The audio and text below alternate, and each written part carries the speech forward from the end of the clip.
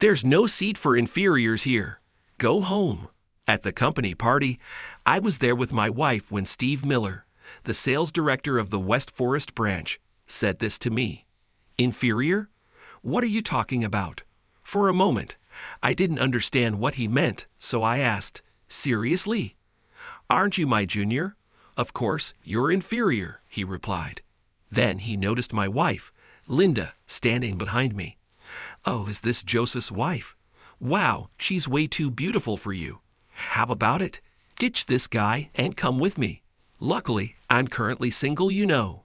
He stepped forward, trying to get closer to Linda with a smirk. Can you call your branch manager? Linda asked coldly. The branch manager? Hey, what are you talking about?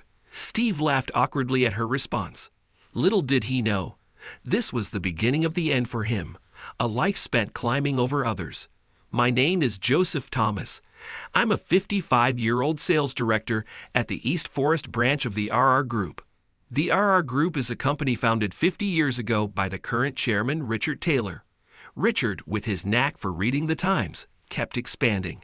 And now the company has grown into a major corporation with over 1,000 employees.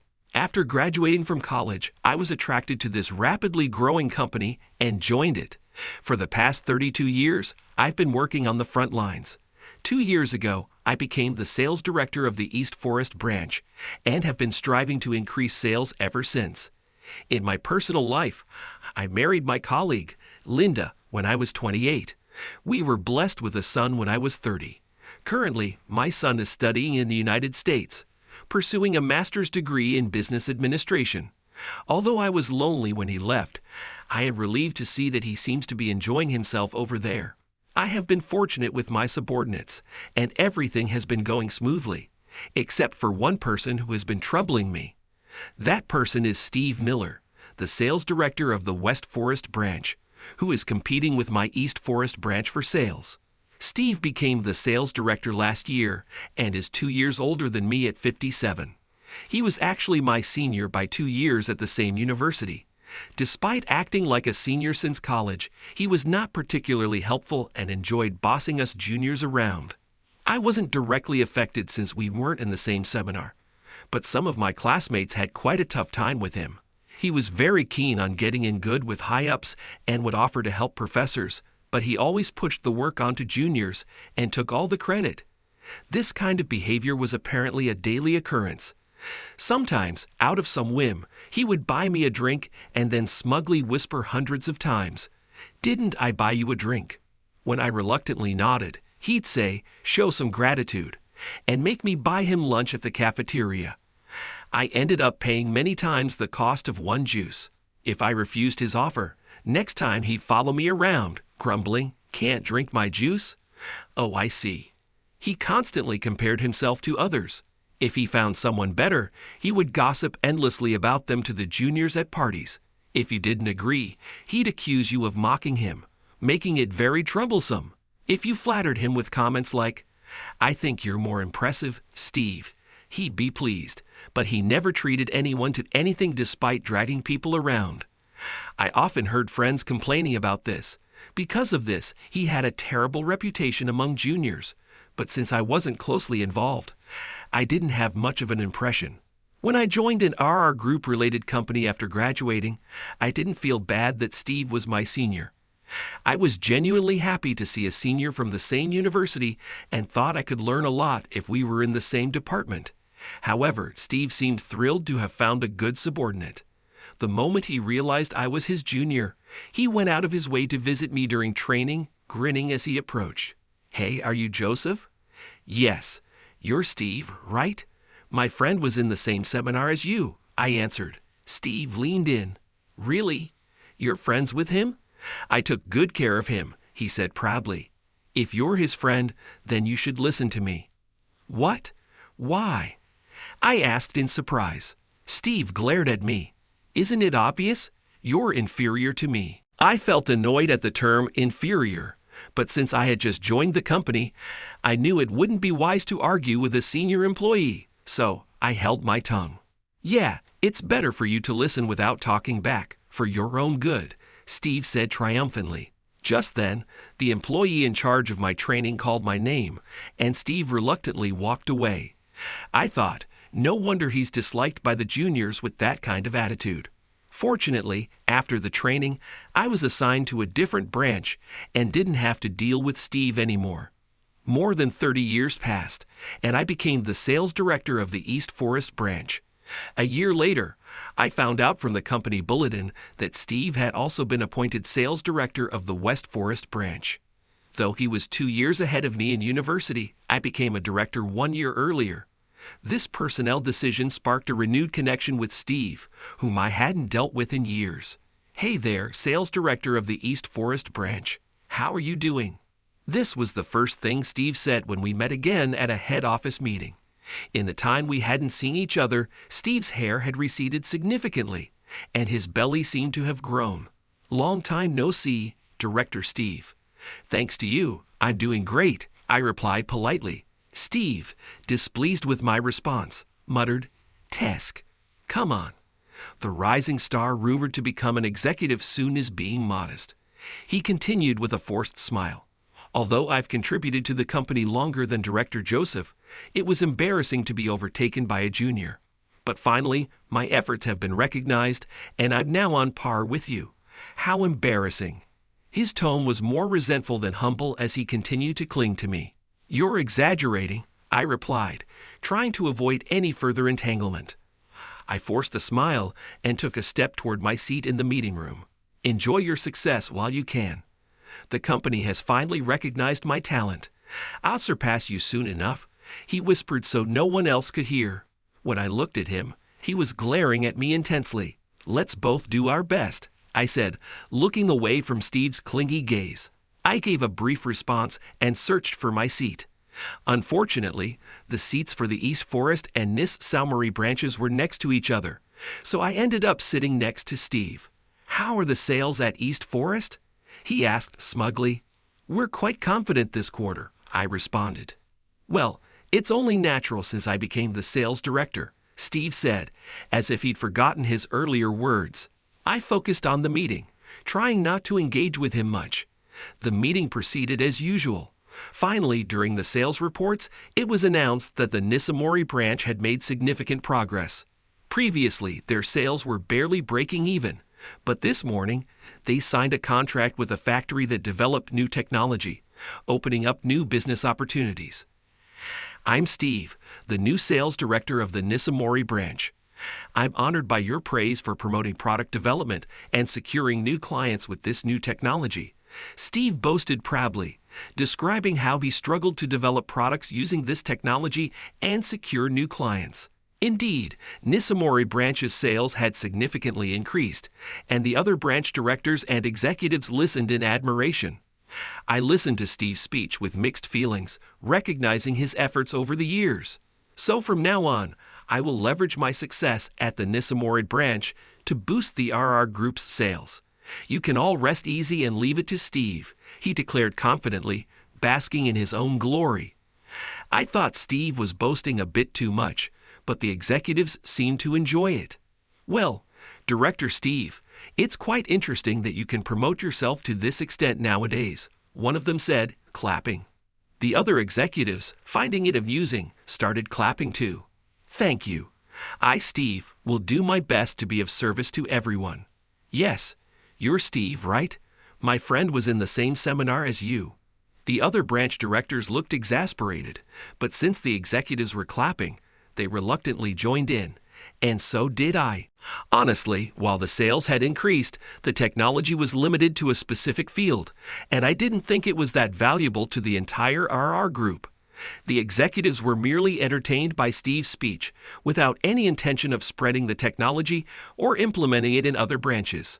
However, Steve was speaking with an air of confidence, as if he was now the pillar of the RR group, and he occasionally gave me a smug look. When the meeting ended and I stood up to leave, Steve grabbed my arm. "What's the matter?" "Do you need something?" I asked. "Do I need something? Don't you have something to say to me?" "Well, good job today," I said. Steve raised his voice. "What?" By then, everyone else had left the meeting room, leaving just the two of us. Hey, you saw my performance earlier, didn't you? Don't you have anything to say about it? Yes, it was an impressive performance. It was very motivating, and we will strive not to fall behind the Nisamori branch, I answered cheerfully. Steve flared his nostrils. That's right, but such achievements don't come easily. Even though you became a director a year before me, I was faster at delivering results. From now on, you'll just watch me increase sales and climb the ranks, he said arrogantly, leaning back. I was internally fed up, but I knew it was pointless to argue with someone in this state. So I smiled and nodded. Yes, keep up the good work. I'll do my best to follow your example, Director Steve. Steve seemed pleased with my deference and relaxed his expression. I doubt you can mimic me, but do your best, he said with a hearty laugh. I remembered something and decided to ask. By the way, how is Tom, who transferred from our branch? He's a talented salesman. Is he doing well? Steve looked at me with a startled expression. I wondered if I had asked something I shouldn't have. Tom, he was with you. He's doing well. I'm training him hard, Steve answered awkwardly, looking at me with probing eyes. Are you and Tom close? Do you still keep in touch? Yes, he showed great potential, so I kept an eye on him. But I haven't heard from him in the past year, I answered. Steve looked relieved. I see. Tom must be learning so much under me that he doesn't have time to think about you. Is that so? As long as he's doing well, that's what matters. Stop worrying about someone else's subordinate and focus on your own work. Anyway, I'm busy, so I'm off. With that, he hurriedly left the meeting room. Steve's reaction when I mentioned Tom's name was a bit odd, but I was finally free. I took a deep breath before heading back to my branch. Sometime later, a social gathering was held at the head office. It was a large-scale event attended by branch directors and head office executives of the RR Group.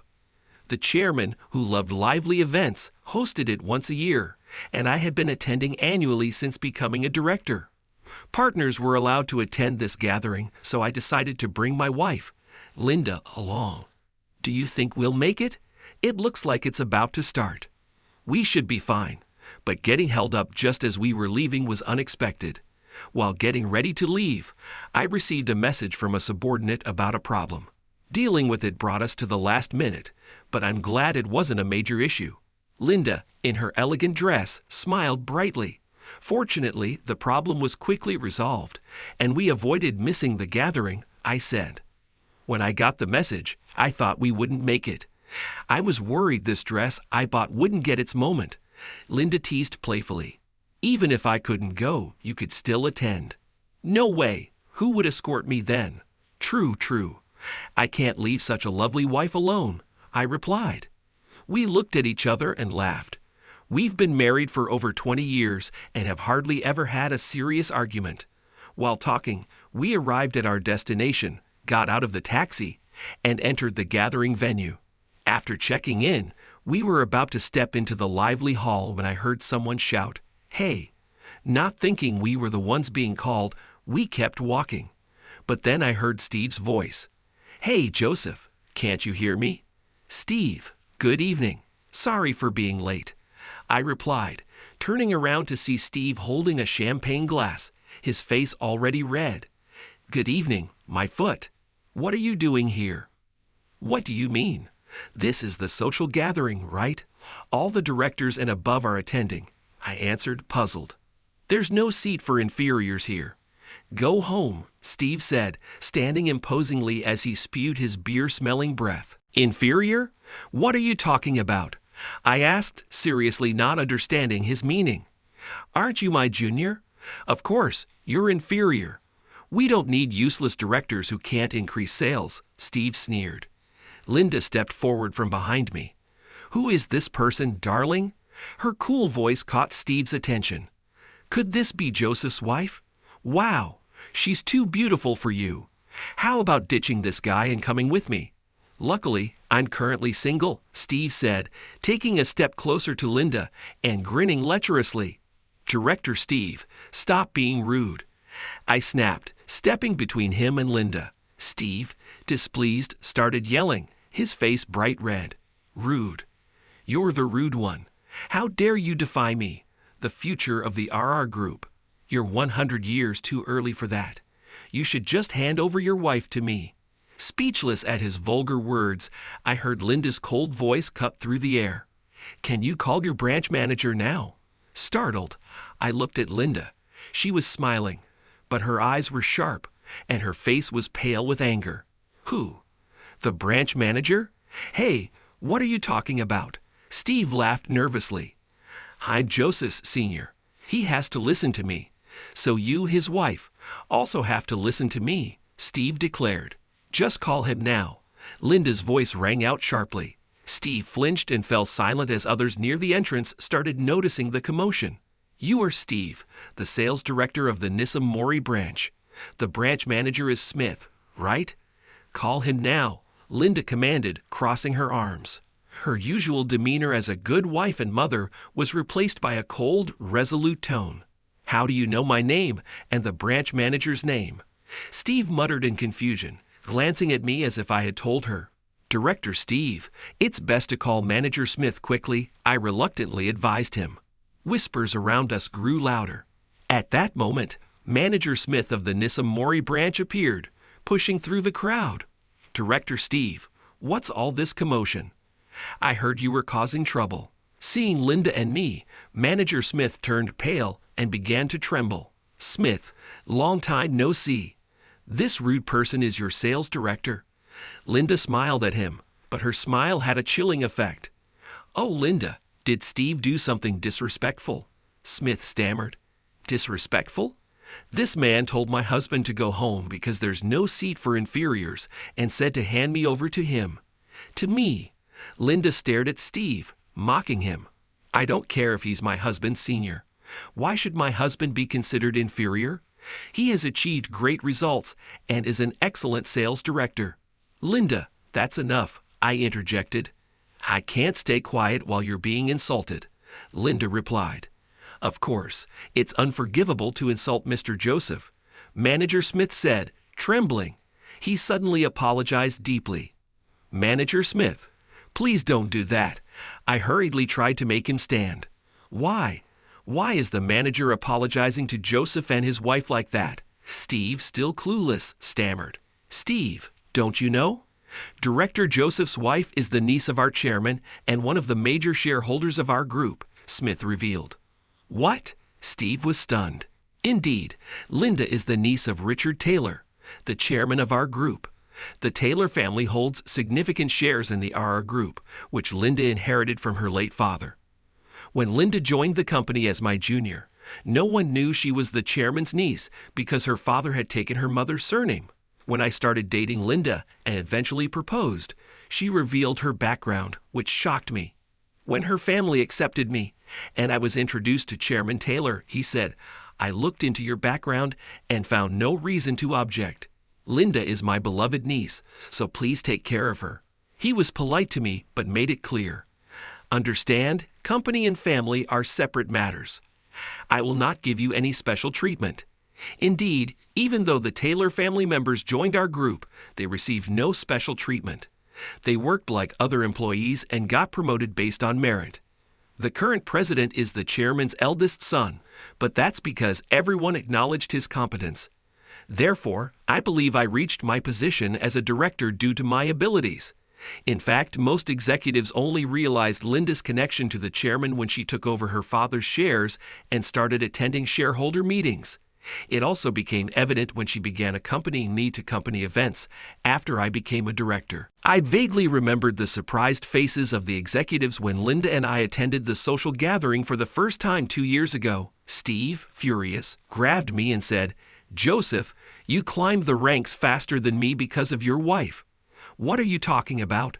"That's not true," I replied, easily removing Steve's grip as he was drunk and smaller than me. Steve's face turned red with frustration as he stamped his feet. "That's unfair. I'm your senior." "Unfair? Stop acting like a child at your age," I responded, exasperated, as Manager Smith, pale, held Steve back. "Steve, just apologize. Damn it." "Why should I be polite to a junior?" Steve retorted. As the two argued, I looked on in disbelief while Linda glared angrily. "Enough. If we keep wasting time with this person, Uncle will scold us. Let's go inside, Linda sighed and suggested. Just as I was about to agree, a heavy voice interrupted. What is all this commotion? Blocking the entrance like this is unacceptable. Richard Taylor, the chairman of our group, appeared with his subordinates. Chairman. Manager Smith jumped up and greeted him deeply. The people who had been whispering quietly were now silent, surprised by the chairman's arrival. Smith, thank you for coming today. What's going on here? Isn't that Linda and Joseph? Richard, now 85, was still vigorous and youthful. His voice was strong, and while he was calm now, he was known for his thunderous outbursts in his younger days. Chairman, Steve turned pale, his drunkenness suddenly gone. You must be Steve Smith, sales director. What happened here? Richard asked, looking around. But everyone remained silent. Uncle, I'm sorry for causing a disturbance at the gathering. Steve seems to have had a bit too much beer. Smith, perhaps you should let him rest. Linda offered, seeing it wouldn't be wise to escalate the situation in front of her uncle. Chairman Richard nodded. Manager Smith seized the opportunity and tried to pull Steve away. However, Steve, for some reason, brightened up and approached the chairman. Chairman, I am honored that you know my name. It must be because of my reputation as a talented individual. Steve seemed to have conveniently interpreted the chairman knowing his name as recognition of his abilities. The chairman, however, remembered the faces and names of all the directors and above in his company. Linda was the same, having learned that it was essential for building relationships. I understand that Nissa Mori Branch's recent success is due to your efforts, but too much beer is not good. Go rest and sober up, Richard said calmly, nodding at Manager Smith. Yes, come on, Steve, let's go rest. I'm not drunk, Chairman. I'm honored that you know of my achievements, Steve interrupted, brushing off Manager Smith's hand. He began a fervent speech before the chairman. Watch me. I will lead the RR group to become an even larger organization. Compared to my achievements, Joseph will seem insignificant. Why not divorce Joseph and Linda and make me the son-in-law instead? He said, eyeing Linda with a gleam. Linda glared at Steve with open disgust. What is this talk? The chairman asked suspiciously. His secretary approached, showing him a smartphone screen. It seemed to be a recording of the earlier exchange between Steve and Linda. Someone had recorded it and handed it to the secretary. Smith, what is the meaning of this? With a frown, Richard spoke quietly. Manager Smith was sweating profusely, looking down. Linda explained. Richard then looked at Linda. As you just saw, Uncle, Director Steve insulted both my husband and me. When he found out I'm your niece, he started yelling that my husband's promotion was because of me, claiming it was unfair. Hearing Linda's explanation, Richard's frown deepened in displeasure. So Steve is implying that I promoted Joseph out of favoritism because he's married to Linda. I have never done such a thing, and I thought all my employees understood that. Oh no, I didn't mean that, not at all. Realizing he had angered Richard, Steve stammered, trying to defend himself. He looked around for help, but no one came to his aid. But Chairman, it's undeniable fact. Director Steve, enough. The quiet voice startled Steve. Tom, what are you doing here? I exclaimed in surprise. Standing there was Tom Brown, my former subordinate who transferred from the East Forest branch to the Nissa Mori branch. He looked deeply troubled. Tom, what's going on? Only directors and above were invited to this gathering. Tom nodded at my question. He usually had a calm and gentle demeanor, but now he looked quite haggard, giving off a distressed impression. Long time no see, Director Joseph. I came here today because I have something important to say to the group executives gathered at this event. I was thinking about how to sneak in when the commotion happened and the reception staff got distracted. So I slipped in and waited for a chance. Tom then looked at Richard, and then the chairman arrived. It's a good opportunity, so I decided to reveal everything in front of the chairman. Tom shouted, his face pale. Tom, what are you going to reveal? Stop it. I rushed towards Tom to question him. Steve yelled. The sudden loud voice made everyone freeze. Tom is a bit neurotic these days. Because of that, he sometimes says things that don't make sense. Steve tried to cover it up, stepping towards Tom. Director Steve, you told everyone not to listen to me. Threatened me with fake vacation requests to keep me from coming to work. I've had enough. Tom shouted back at Steve. You are Steve's subordinate, right? Joseph seems to know you too. Tell me what you want me to hear, Richard said, causing Steve to visibly tremble. Chairman, you don't need to listen to this lower-ranking employee. He's sick. He's currently under medical care. When I asked you about Tom recently, you said he was doing well. What is this about? Did you lie to me then, Steve? I questioned him, and Steve bit his lip and remained silent. Steve, Joseph, be quiet. Tom, go ahead and speak. Richard's quiet yet commanding voice made me fall silent. Thank you, Chairman. Since I transferred to the Nari branch 2 years ago, Steve has been exploiting me. Tom began explaining. After he was assigned under Steve, his previous experience and natural sales talent helped him achieve excellent results. But when he reported these successes to Steve, Steve took all the credit. Tom started to feel something was wrong, but Steve kept him silent with exaggerated favors, flattery, and threats, treating him like a personal slave. Though initially compliant, Tom continued working diligently until he discovered a technology at a factory during a sales visit that could be useful for their products. He then signed a contract with the factory and worked with the company's product development department to create a new product.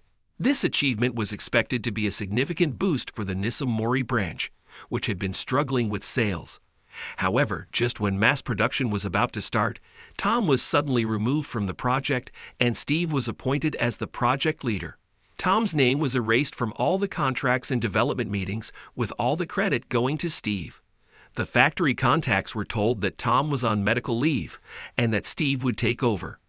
Tom, being earnest, was threatened by Steve that making a fuss would harm the company's reputation, so he complied. The project was a great success, and Steve was promoted to sales director because of it. Steve spread rumors throughout the company that Tom was suffering from a nervous breakdown and couldn't distinguish between reality and fantasy. Since Tom had not interacted much with others since his transfer, he became isolated. Steve ordered Tom to take medical leave, and he stayed home, gradually realizing how Steve had exploited him. Seeking to restore his honor, Tom decided to take action. Fortunately for Tom, many people disliked Steve.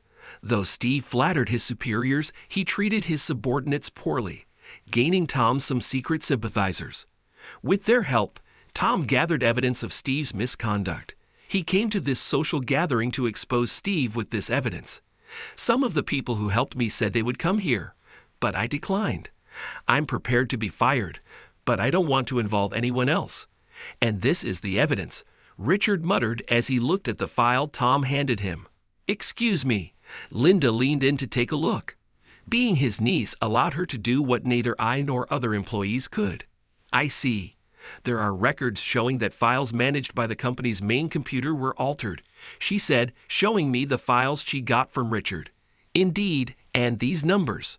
Director Joseph, have you noticed this? This is evidence of embezzlement. What? The records indicated that since Steve became director a year ago, the sales expenses had skyrocketed.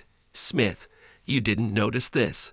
No, I'm terribly sorry. Manager Smith, looking like he was about to faint, put his head down so low, his head nearly touched the floor. It costs money to get business. Joseph, you understand that much, don't you? In the middle of the conversation, Steve, who was being restrained by Richard's secretary as he tried to lunge at Tom, shouted desperately. Sure, sometimes expenses are necessary, but looking at these records, it's clear that these expenses didn't go to Dewey's business. The file contained copies of receipts and photos of Steve in what appeared to be a hostess club, laughing with women. There were no clients in sight. Damn it, how did they get those photos? It seems someone who resented Steve's underhanded treatment of subordinates had investigated his private life for revenge. Even if you hadn't stolen Tom's achievements, the fact that people were motivated to investigate you shows your lack of popularity. When I said this, Steve glared at me. A person without the respect of others has no right to lead, and using company funds to satisfy personal desires is outrageous. Don't you agree, Smith? Uncle Linda added, making Steve tremble. I'll take custody of this evidence. Smith, as part of your supervisory responsibilities, please take this man away. We'll convene an emergency board meeting tomorrow to discuss further investigation and Steve's punishment. Steve, you are suspended until your punishment is decided. Richard whispered something to his secretary. I've instructed that you be blocked from accessing the company's computers. Wait for your punishment without causing any trouble, Richard stated firmly. Steve slumped to the floor, defeated. Come on, Steve, let's go. Manager Smith helped Steve to his feet and dragged him away. Let's start over. Sorry for the commotion, but let's begin the gathering.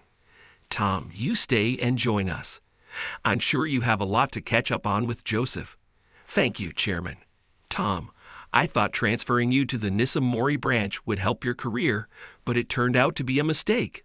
When I put my hand on Tom's shoulder, he seemed relieved and began to cry. There's delicious food over there. Take your time and talk. Linda gently patted Tom's back and smiled. Subsequent investigations confirmed the evidence presented by Tom and others, revealing Steve's crimes. Steve was dismissed for misconduct and required to repay the embezzled money. Additionally, Tom and other subordinates sued Steve for defamation, resulting in substantial compensation. Steve, who had divorced long ago and had no surviving family or relatives, became homeless. He barely survived on temporary jobs, but his behavior caused issues, and no one would hire him anymore. Recently, he was seen scavenging through garbage bins. A college friend remarked that it was a fitting end for someone who had spent his life envying and exploiting others. Ultimately, Smith was demoted too. Linda asked me over dinner. Yes, he voluntarily stepped down, feeling responsible for not adequately supervising and supporting Tom and the other subordinates. Yes, it's kind of sad, Linda said, but I remembered Smith's relieved face when he came to greet me. No, he seemed hopeful that this would improve the atmosphere at the Nizari branch. He smiled and said, a company needs to value its workers. Linda nodded deeply at my words. Make sure you follow Smith's example and value the people working at East Forest. That's what will ultimately contribute to the growth of the RR Group. Yes, when a shareholder tells me that, I feel even more motivated. Oh, you. We looked at each other and laughed. Our son will eventually get a job, and he might even take on a managerial role someday. I want him to be someone who values the people he works with. I need to set an example first. I will continue to cherish my family and colleagues, never forgetting this mindset.